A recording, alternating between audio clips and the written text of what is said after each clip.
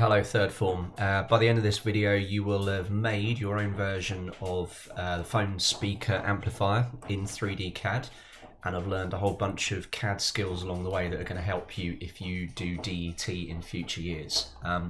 So yeah, here's my model, built to the same sizes that you have built or will be building in the workshop. I just want to apologise in advance if you can hear like a weird noise in the background. That's the washing machine, and if you hear some random kid noises, that's my 2-year-old. I'm currently looking after him because my wife's got COVID, so I'm recording this sat at the kitchen work surface, hence the noise. Anyway, this is what we're going to produce. So start by opening SolidWorks. I'm just going to close this. Okay, and you want to make sure it's this icon, the one that says SolidWorks 2021, not the others that look similar. Okay, so load SolidWorks, and when it opens, your screen should look a bit like this. It should have this menu here. If it doesn't, just click what I did, that little drop down arrow next to the piece of paper, so you get this screen. Make sure you choose an assembly, so just click assembly and click OK. Good. And good habit to get into with SolidWorks if you're using the school computers is, if this appears, just click cancel. You don't need to do anything. And then click the tick over here. Don't do anything else. Good. Right.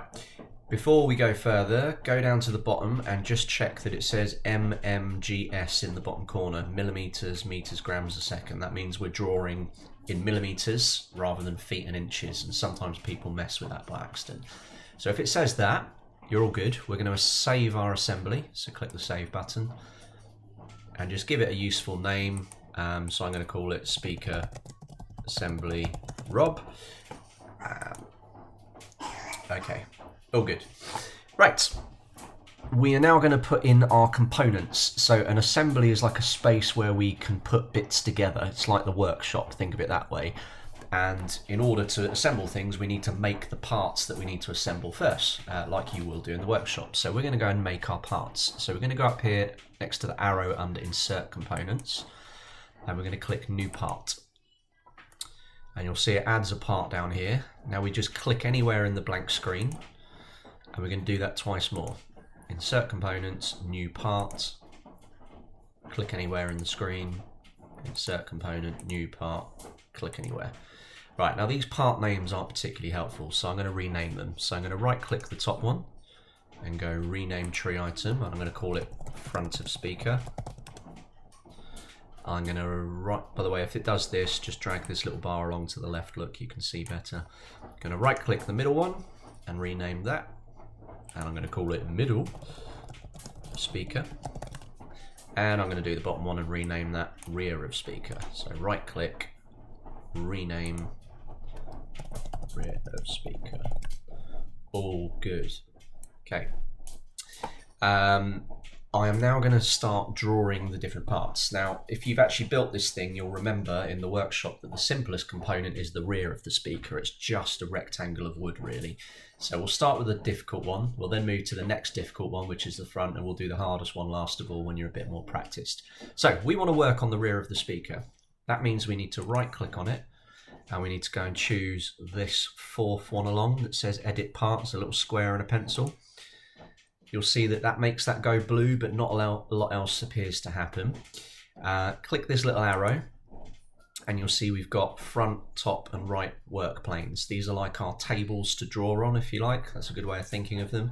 So I'm going to click the front plane, and then I'm going to go up to sketch down here, and I'm going to get the rectangle tool, and you'll see it spins the sketch around, so I'm looking at it, and I'm just going to click once, click again, and draw a rectangle roughly like that.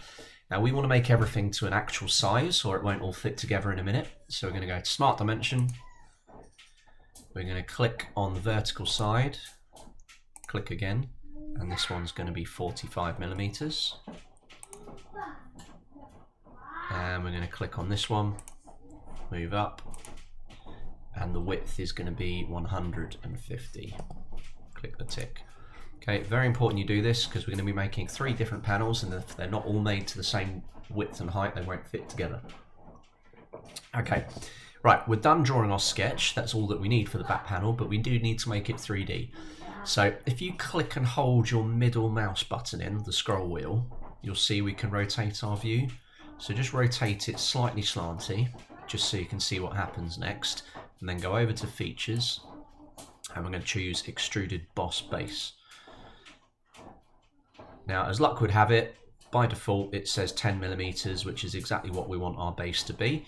Like you could have made it bigger if you wanted, but we don't need to. We want to make it 10, so I'm going to type 10 in the box, click on the screen, and then click the tick to say I'm done. Okay, so that is it. I am done with the rear of the speaker. I've finished this part now. So what we do is we go over to the right and we click this button, which means basically I am done with that part. Okay, and you'll see now that that is no longer blue, we're back in what I call assembly mode. So we're back in the workshop, but we've only got one piece made. We're now going to go and work on the front of the speaker. So we're going to select the front of the speaker, right click on it, and choose the edit part button again. Now what you'll notice is the part we've already made in our workshop has now gone see-through. That's kind of SolidWorks' way of telling us, look, you're not working on that one anymore, you're working on the front of speaker. It'll make sense in a minute. So if you've clicked on an edit front of speaker like I showed you a minute ago, open it, find the front work plane, go to the sketch tool, and we're going to draw out another rectangle. Now, don't draw the rectangle over this one, draw it somewhere off to the left, okay, or above it or below it. I don't really mind as long as it's not on it. And we want to make it the exact size, so Smart Dimension, we're going to click on the vertical edge, good, and that needs to be 45 if you remember. We're going to click on the top, and that needs to be 150. And we're going to now put in our circle for the speaker. So we're going to get the circle tool this time, and we're going to draw somewhere over to the right hand side a speaker approximately that big. Hold on. Okay, so we've drawn a circle. We want to make this the right size as well. So we're going to get Smart Dimension again. First thing we're going to do is position it in the correct place. Now if you've built this, you'll remember it's 22.5mm from the side and from the edge. So with Smart Dimension selected, we're going to click the top, and then we're going to click the dot in the middle. And then we're going to move this dimension out and make that one 22.5. And it's 22.5 because that's exactly half of 45, which is the height. We want it the same distance from the right edge. So we're going to pick the right edge. We're going to pick the dot in the middle. There we go. And then bring it down and over here where we can see it, and type 22.5. Hit enter or click the tick when you're done. You'll see what that's done. That's positioned it where it should be. Good, that part is now finished. So remember, click and hold the middle mouse button so you can see your view in 3D. We're going to now go to Features, Extruded Boss Base. Now, sometimes it should look like that, okay? So the preview should show that the hole is going to be cut out as well. If you've accidentally clicked on the hole, you might just have the hole selected, or if you've clicked on that, you might have that selected, okay? Because it doesn't actually know which one you want. So make sure it looks like this and just click on the opposite piece if you've changed your mind. Anyway, if it is correct and it's set to 10mm, we're going to click the tick. Good. So notice this is still transparent. We're not working on the back, but the one we are working on is coloured in grey as we would expect it. However, we're finished with our front panel now, so we click this guy, which means return to the assembly, the workshop, and you'll see they're now both grey. Right, now we're on to the tricky one. We're on to the middle piece, and this is the hardest of all, and only really because there's lots more dimensions. So if, by the way, you get this little traffic light symbol, just go up here and click the traffic light at the top. Sometimes it needs an update, but it doesn't actually make any difference. Okay, I'm going to minimize the front speaker. I'm going to select middle of speaker now, right click and go to the fourth one along, edit part. And we want to open it up by clicking the little arrow. And we want to pick the front work plane. And then we're going to go to sketch and draw ourselves another rectangle, but, and I'm just zooming out by scrolling the mouse, we're going to draw it down here this time. Okay. Remember, if you hold control, if you're running out of room, so say you're a bit like that, if you hold control on your keyboard and click and hold the mouse button in, you can drag your view. Alright, so you can kind of zoom out, click and hold control and middle button, and then you can move it around a bit better to see.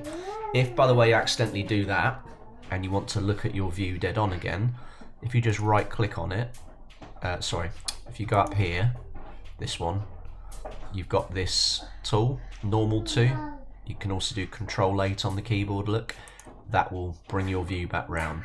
So here we go, if you come out of the view, click this, you can either click on the cube to see which side you want to look at, or you can choose that normal to view. Anyway, that was just an aside, I probably should have shown you that earlier. Alright, we're going to start by drawing our geometry roughly, okay? So we're going to, in fact, actually we're going to do the circle first. So we're going to draw a circle. We're going to do it exactly like we did on the front. In fact, no, we're going to rewind yet another step. Doesn't matter if you've done the circle, but we're going to make the box the right size. So smart dimension, click on that. 45. Click on the top. Hopefully you should remember these by now. That should be 150. Now we're going to do our speaker, so we're going to click the side and the dot, and that should be 22.5. And then I'm going to click top and the dot. 22.5. Okay, now we're going to use some rectangles and just follow my lead as best you can. So using the rectangle tool, starting sort of just off the edge but on this line, we're going to draw one rectangle that is about that. Doesn't matter if it's too accurate. We're going to do another rectangle that is something like that. Then we're going to do another rectangle from this bottom corner to about there. And then what we're going to do is we're going to go and get the line tool. Okay, so take the line tool, we're going to click on the dot on the corner. Now before you go clicking on here, we kind of want this to be tangential, so there we go. Now can you see there when I move to the right, can you see that sort of, there's two yellow symbols, the one symbol to the right shows a circle and a line. That means it has fixed this tangentially. I can't zoom in on it, but that little green symbol with a circle and a line means that this is fixed at a tangent. If you don't know what a tangent is, that's where a line meets the edge of a circle perfectly. So that's great. I'm going to press escape, and I'm now going to go get the line tool again and do the same on the bottom. So click the dot. We're looking for that tangent symbol.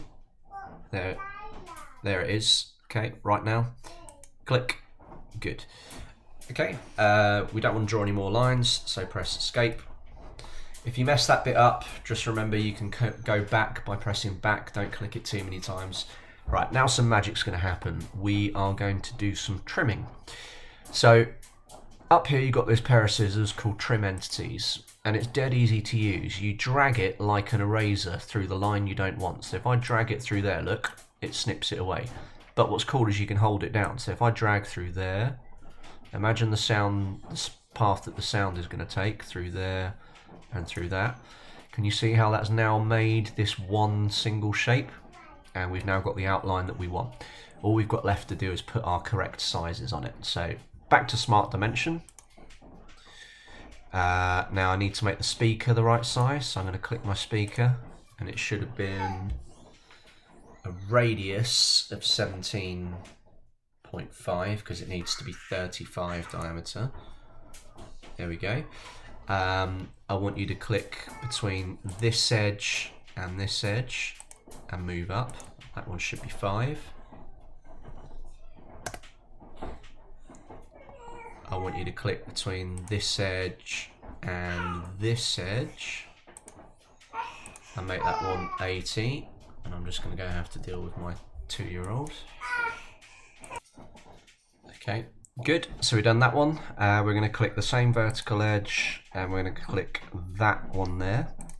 Move up. We want that one to be 40. We're going to click the vertical edge, we're going to click this guy, move up, and we want that one to be 62. Hopefully these dimension things are making a bit more sense to you now that you might have done them in the workshop. If you haven't yet done them in the workshop because you're doing this the other way around, then maybe you can see what measurements do. They go from one edge to another. Right, we're going to now click, you might have to zoom in a bit by scrolling the top rail. And that, sorry, I haven't got, and that one. There we go. So it's the top one on this one, and we want to make that one 20. Okay, and now we're going to do the top and this bit and bring it this way. So that's 30. Okay. Now try your best with this. Don't worry if it goes slightly wrong because it isn't the easiest thing in the world. The last thing we're going to do is we're going to make this between here and here 5. So click that and that. Make that one 5. There we go. Now it's very important at this stage that this is greyed out. If it's not grey, it means you've done something wrong. So I'll give you an example of that. If you've accidentally cut a line, so say that one, can you see how it's now a blue outline? That means it's no longer closed. I'm going to go back, okay? So it must be grey. That means it can be made into 3D. If it isn't, you need to figure out where you've got a missing gap somewhere, okay? Anyway, we're good with that. So we're going to go to features. We're going to go extruded boss base. But the middle is bigger on these. It's 15 rather than 10. So we're going to type 15 in the box. Okay. Click the tick when you're happy. Good, and then click to go back to the assembly. Okay, right, because that's at about 16 minutes already, that's more than probably most of you will manage in one lesson, so I'm going to save the video and then make a part 2. All right, I'd advise you to save your models as well, so just click save and save all. If it comes up with this, just choose save internally, that's fine. And then if you've still got lesson time left, move on to video 2. If you haven't, then make sure you've saved your work.